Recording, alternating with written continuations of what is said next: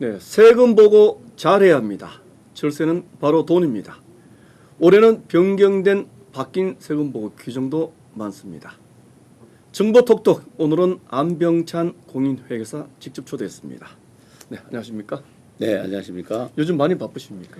네, 아무래도 택 시즌이니까 상당히 바쁘고 네. 점점 바빠지고 있습니다. 네. 개인 세금 보고 마감일 언제입니까? 4월 15일입니다. 4월 15일까지. 네. 만약에 4월 15일 이후에 하기를 원하시는 분은 어떻게 하면 됩니까? 4월 15일까지 세금 보고를 마치기 어려우신 분들은 네. 6개월 동안 자동 연장이 가능해서 10월 15일까지 신고할 수 있습니다. 자, 연방정부 셧다운 문을 닫았다가 지금 다시 열렸습니다. 국세청은 어떻습니까? 국세청도 역시 연방정부이기 때문에 네. 전반적으로 다 셧다운이 되었지만 네. 트럼프 행정부에서 네. 국세청 직원들의 한 4만여 명을 네. 가서 일을 하게끔 해서 네. 일을 지금 하고 있고, 네. 그다음에 이제 최근에 이제 임시적이지만 2월 15일까지 이제 셧다운을 중단했잖아요. 네. 그래서 지금 현재는 연방 정부 업무가 정상적으로 돌아가고 있습니다. 네. 그러면 세금 보고를 빨리 하면 환급도 빨리 받을 수가 있습니까? 당연히 뭐 연방 정부 셧다운과 관계없이 네. 소득세 신고를 더 일찍 하면 일찍 할수록 환불은 빨리 받게 되겠죠. 네.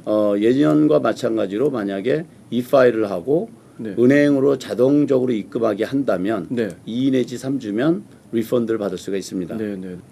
규정이 많이 바뀌었습니다. 네, 그렇죠. 자, 어떻게 바뀌었습니까?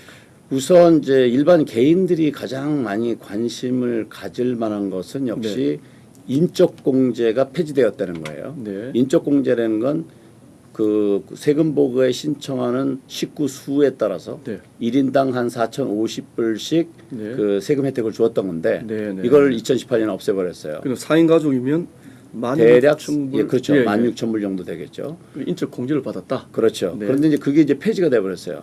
완전히 없어졌습니다. 네, 2018년에. 네. 그러면 더 내야 됩니까? 그렇죠. 만약에 그것만 따지면 세금을 더 내야 되는데 네. 표준 공제액을 2배로 늘려줬습니다. 그래서 표준 공제액이 싱글의 경우 6,350불을 12,000불로 네. 그 다음에 이제 부부 공동일 때는 24,000불까지 그 인상을 해줬는데 네. 실질적으로 이제 이렇게 얘기하면 어떻게 영향을 주는지 잘 모를 수 있으니까 간단하게 설명을 드리면 네. 예를 들어서 3인 가족일 때 네. 과거에는 인적 공제가 3명이어서 4,000불씩 하면 12,000불의 혜택을 받는데 네. 공제를 받았는데. 그렇지 공제를 받았는데 네. 이것이 없어졌어요. 네. 그런 반면에 부부가 공동으로 보고를 할 경우 12,000불까지 스탠다드 디덕션을 12,000불에서 24,000불 올려줬거든요. 네. 그러니까 12,000불이 올랐죠. 네. 그러니까 이쪽에서 12,000불이 없어지고 이쪽에서 12,000불이 올라갔으니까 네. 그럴 경우는 비슷하다고 볼 수가 있어요. 네. 예를 들어서 결혼을 갓한 신혼부부가 네. 이제 세금 보고를 한다고 하면 네. 이런 분들은 요것만 따졌을 땐 이익이에요. 네. 3인 가족일 때는 비슷하고 네. 이제 4인 가족일 경우에는 4인 가족 때는 손해죠. 저처럼 이제 5인 가족이면 5인, 6인 가족이면 더 손해죠. 네. 그래서 그 인적 공제와 스탠다드 디덕션만 봤을 때는 그런 차이가 있고 네. 그 다음에 이제 스탠다드 디덕션이 아니라 집이 있어서 네. 또 공제할 것들이 여러 가지 있어서 아이템화지 디덕션을 선택하신 분들 같은 경우에는 네. 또 그 속에 많이 변화가 있어요. 네. 예를 들면 대표적인 그 로컬 텍스, 그러니까 프로퍼티 텍스, 그 다음에 네. 주정부에 내는 세금, 네. 이런 세일즈 텍스 낸 거를 전부 합해서 우리가 공제를 받아왔는데, 네. 제한 없이. 예, 제한 없이 받아왔는데 이것이 10,000불까지 제한으로 바뀌었어요. 아니 그러면 예, 지금 트럼프 행정부의 기본 세법을 바뀐 이유가 네, 중산층을 세금을 더 적게 내자 이런 의미였는데 사실은 더 많이 내야 됩니까 올해는? 어떤 분들은 더 부담이 되시는 분들도 있을 수 있고, 네. 어떤 분들은 좀 혜택 보시는 분들 있고, 어떤 분들은 큰 변화도 없을 수 있어요. 네. 그런데 왜 이렇게 트럼프 행정은 그 난리치고 세법을 바꿨느냐? 네. 지극히 정치적이라고 봐야 되겠죠. 네. 그래서 사실 고소득자들 같은 경우에는 세율이 2% 정도 낮아졌음에도 불구하고 네. 이와 같은 그 혜택이 또 없어짐으로 인해서 네. 상대적으로 또 불이익을 당하다 보니까 네. 세금적으로는 큰 혜택이 없는데 네. 대부분 이제 홍보상으로는 세율이 떨어졌다. 네. 그러니까 이제 세금이 많이 줄어들었겠구나. 네. 이렇게 약간 미스언더스탠딩이 있을 수가 네, 있죠. 네, 네. 네. 자, 최근에 부동산 가격이 많이 올랐지 않습니까? 네. 그래서 우리 한인분 중에 꽤 많으신 분들은 주택 한 채를 소유하게 되면 사실 뭐 좋은 거 사시는 분들은 100만 달러 이상 되는 집도 많지 않습니까? 그렇죠. 그러면 로컬 세금의 최대 제한이 10,000불이라면 그 이상 세금을 내더라도 혜택을 못 받게 되는 겁니까? 그렇죠. 그러니까 요즘 아시다시피 부동산 주택이 보통 막 100만 불 이렇게 하잖아요. 특히 네, 네, 로스앤젤레스 네. 지역은. 네. 그러니까 프로퍼티 텍스가 1.1%인데 1.1%. 네, 100만 불이면 11,000불이에요. 네, 네, 네. 벌써 넘어섰죠. 네. 거기다가 대부분 소득이 있으면 네. 주정부에 세금을 내잖아요. 네. 근데 그걸 과거에는 공제를 받았는데 못 받아보니까 네. 사실 손해죠. 그러니까 집이 200만 불, 300만 불 하시는 분들은 네. 프로퍼티 텍스 10,000불까지밖에 공제를 못 받아요. 네. 그리고 대신 이것도 오해하시면 안 되는 네. 게 네. 네. 그 렌탈 프로퍼티를 가지고 계시거나 네, 네. 커머셜 프로퍼티를 가지고 계셔서 렌트를 이렇게 줘서 그 인컴을 제너레이트하는 그런 부동산에 투자하신 분들은 네. 다 공제받을 수 있습니다. 예전부터. 네, 네, 네. 지금 우리가 얘기하는 것은 내가 사는 집, 네. 내가 사는 집에 대한 부동산 세금 그리고 내가 개인적으로 부담하는 주정부 세금 네. 이런 걸 다 합해서 10,000불까지밖에 공제 못 받게 되니까 네. 아이템아이 디덕션 하시는 분들은 아무래도 그 지난해에 비해서 네. 공제를 훨씬 더 적게 받을 수도 있어요. 평균적인 소득을 가지신 우리 한인 분들이라도 사실 올해는 환급을 좀 많이 받겠구나 이런 기대가 많은데 사실 그렇지 않다는 얘기죠. 그렇지 않을 수 있어요. 네. 네, 그렇습니다. 아, 소득 공제는 개인적으로 하는 거니까 아이템에 네. 따라서 그 부분은 좀 별개 하더라도 예, 전반적인 표준적으로 보면 세금을 더 낼 가능성이 높다는 말이죠. 제가 볼 때는 더 낼 가능성이 높다고 말씀드리긴 어렵지만 네, 네. 환불을 더 기대한다면 실망을 하실 수 있다. 네, 그 이유는 왜 그러냐면 네, 네, 네. 월급을 받으시는 분들은 이미 원천 징수할 때 네. 낮은 세율이 적용이 됐어요. 네, 그래서 네. 이미 세금을 작년보다 작게 내놓으셨어요. 아, 네.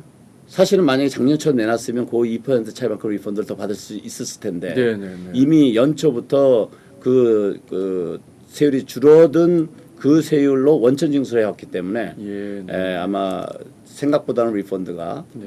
그렇게 많지 않을 수 있다는 거죠. 네, 네. 신분이 네, 좀 불안전하신 분들, 네. 수료 미비자 같은 분들은 세금 보고 해야 됩니까? 안 해야 됩니까? 저는 그런 질문을 받을 때마다 세금 보고 꼭 하십시오라고 말씀을 드립니다. 네. 그 이유는 왜 그러냐면 네, 네. 서류 미비자분들은 일단 이민법상에는 불법일 수 있지만 네, 수료 미비하. 네, 네. 네. 그렇지만 그 이외의 다른 법은 합법적으로 네. 그 법을 준수하고 사시는 것이 네. 훗날 사면이라든지 네. 또 다른 목적으로 영주권을 신청할 때 네. 도움이 될 거라고 생각되기 때문입니다. 네, 네. 자, 또 궁금한 점이 있습니다. 지난해 소득이 네, 1,000불 미만이다. 네. 소득이 없지만 조금은 있다. 네. 어떻게 보고해야 되겠습니까? 네. 안 해야 되겠습니까? 일반적으로는 그런 정도 소득일 경우에는 세금이 나오지 않기 때문에 네.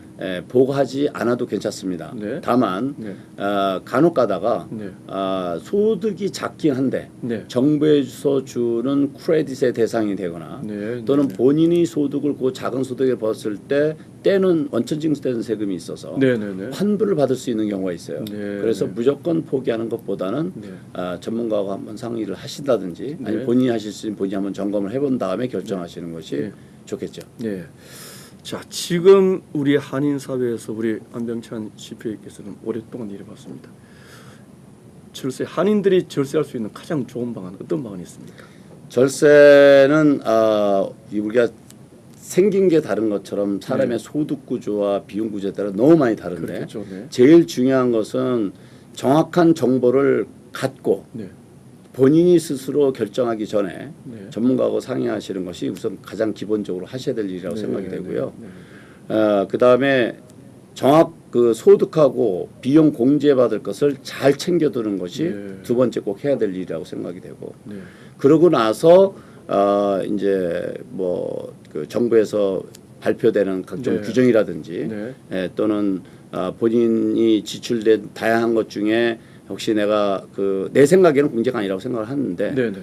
혹시 공제받을 수 있는지 한 번 더 점검하고 네. 해서 충분한 시간을 갖고 하는 그런 자세가 네. 제가 볼 땐 가장 절세할 수 있는 가장 좋은 방법이 아닌가 생각이 네. 돼요.